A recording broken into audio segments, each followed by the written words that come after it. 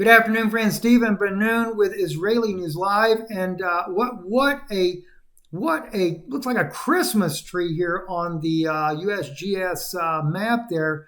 All the earthquakes there, and I listen. I'm not normally one that follows the earthquakes a whole lot.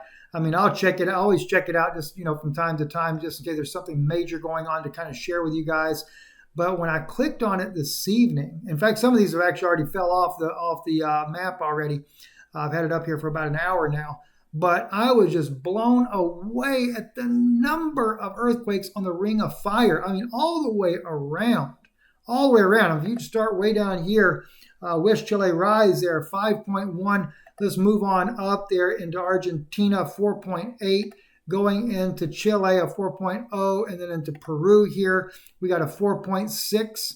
You could even jump over here and catch some of these islands there. They're not really part of the Ring of Fire, but Guadalupe there, a 5.0, and then some smaller ones there over in the Virgin Islands and then also in Puerto Rico. But then the United States, we start getting hit over in Toya, Texas there. We got it over there in Pueblo, BC, 2.5 there. Coming up into the U.S. there, Nevada, 3.4. Then we have over in Geyser, California there, 2.5. Not anything really to talk about. There was 3 earthquakes over in, what is that, over there in Idaho that took place. Then you come up here into Alaska, and they just start going off like crazy, 2.7.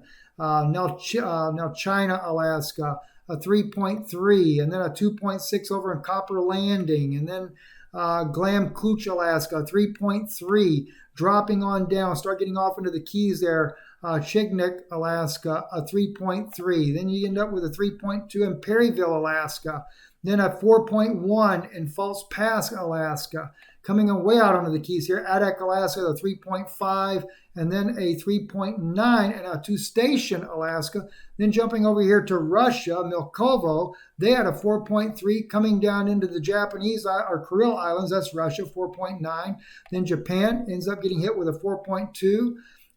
Dropping on down, and we find in the Izu Island of Japan a 4.3, and then also in Habaru, Japan, 4.7.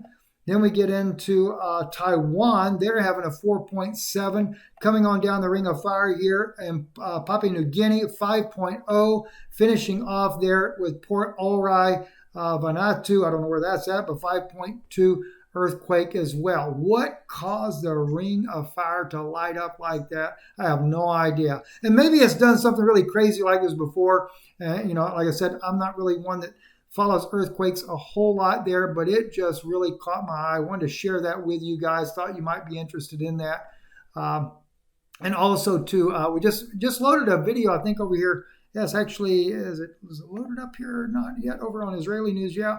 All those before were robbers and thieves, a biblical teaching we did there on Israeli News Live. And on our Patreon channel, we've loaded 2 videos here recently.